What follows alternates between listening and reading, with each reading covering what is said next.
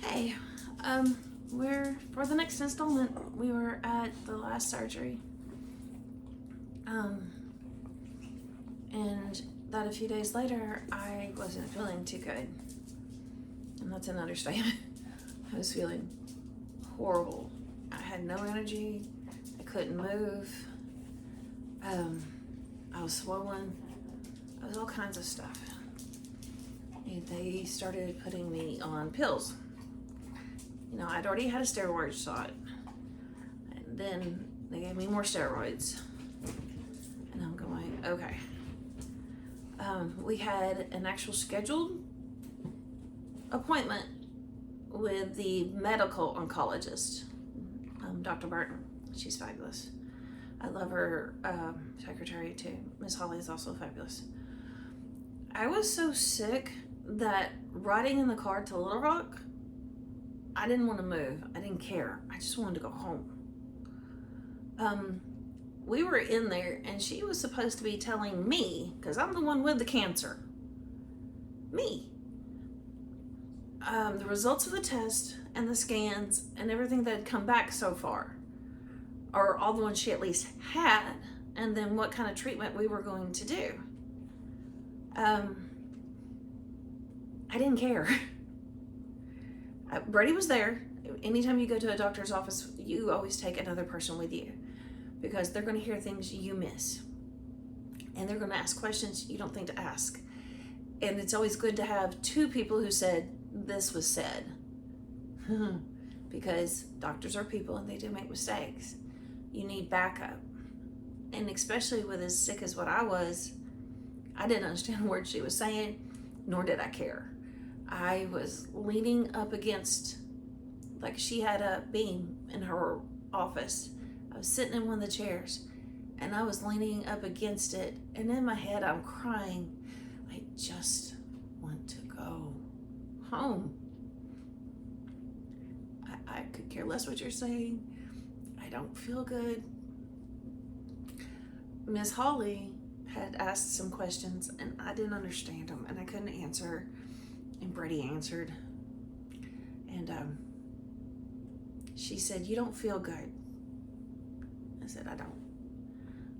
She said, "You need to get into Dr. Fant today so she can look at your incision." And in my head I went, oh crap, I just want to go home. So she called Dr. Fant's office and was able to get me in to be worked in as soon as we got over there. So I'm in tears because I didn't want to go. I just want to go home. So we go over to the other car top. There's 3. North Little Rock, and Conway. I know there's more, but those are the ones I use. So I'm sitting there in her office, and the sweet little gentleman gives me a wheelchair. Anywhere we've gone, any scan, they automatically give me a wheelchair because I was so sick. I wasn't walking very well. So Brady's making sure I'm not falling. I'm not walking really well. They've got me a wheelchair. I'm still crying in my head and just crying. I want to go home.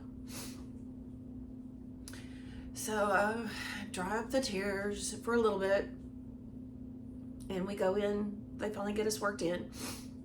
Dr. Fan comes in and says the incision looks okay, but there's something wrong. It's full of fluid, and that's part of what's making you feel bad. We're going to need to drain it. And I'm going, crap, okay. My grandmother had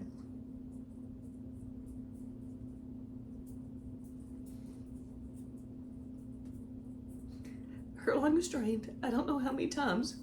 So I kind of knew the procedure. Really long needle stuck into wherever they think the fluid is. And I'm going, great. How am I surviving this? Well, you have no choice. And that's what people don't understand. With some of these, you have no choice. What are you gonna do? Not do it? Okay, and get worse? So she says her nurse practitioner will see me. So we walk in there. She does the ultrasound when she kind of gets in there. And Dr. Fant had told her that she thinks there's about 500 cc's of fluid. Well, they put lidocaine, and then they put that, I didn't even look, but I seen the needles before, they're about like that. And they drain it. It's just like a suction pump. Or if you've ever been in a dairy barn with they used to milk the cows, it sucks it out. I'm still not caring because I'm sick. I don't care. They finally get it all out, and Dr. Fant was right, it was 500 cc's. For those of you who don't know, it's about like this much, I'm guessing, but that's how much fluid they drained, around that much. Now, I kind of glanced at it, but I didn't want to because I was feeling sick. And one of the ladies says, it looks like chocolate milk. That's the color the fluid was. It was a dark, creamy brown, and I'm going, great. So they gave me antibiotics, and they sent it off to be tested. Sent me home. Finally got to go home. I get to feeling, and the problem is that where the incision was, it wasn't supposed to close as fast as it did. It was supposed to drain out of there because that's what keeps you from getting infection. Well, it's no one's fault that I got it. It's just something that happened. It closed up early, so the infection was kept in there. So they drained it. And she says, you're going to have to get it trained more. You're going to have to do things at home. She says, put like a pad for your period there. That way it catches it, because it's going to get, let's say right now it's chocolate milk. Yay. So I'm still not doing anything because I still feel horrible.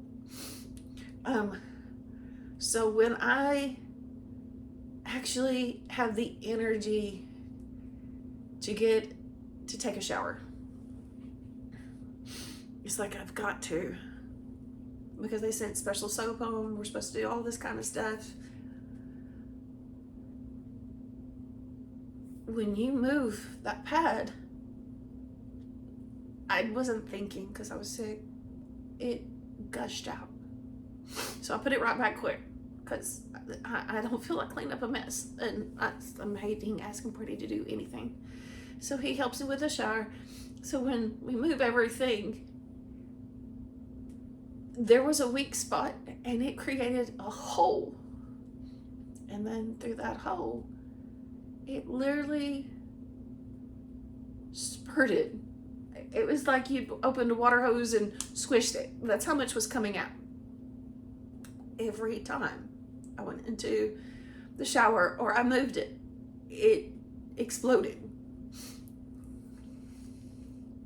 So now I'm dealing with this, and let's be honest, I'm depressed, I'm anxious, I'm dealing with E. coli, I'm dealing with, the first surgery was so easy, why is this one so bad? They finally call back and say, it's E. coli, so they changed my antibiotic. And they gave me a antibiotic shot.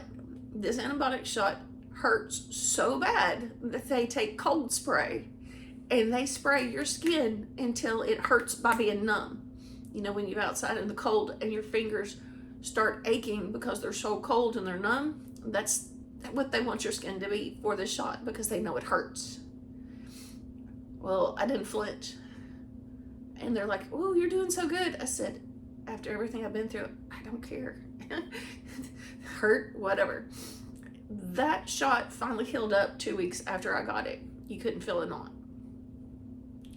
So the antibiotics start taking effect. So we have hit the weird train. It's not normal for this to happen. So, okay.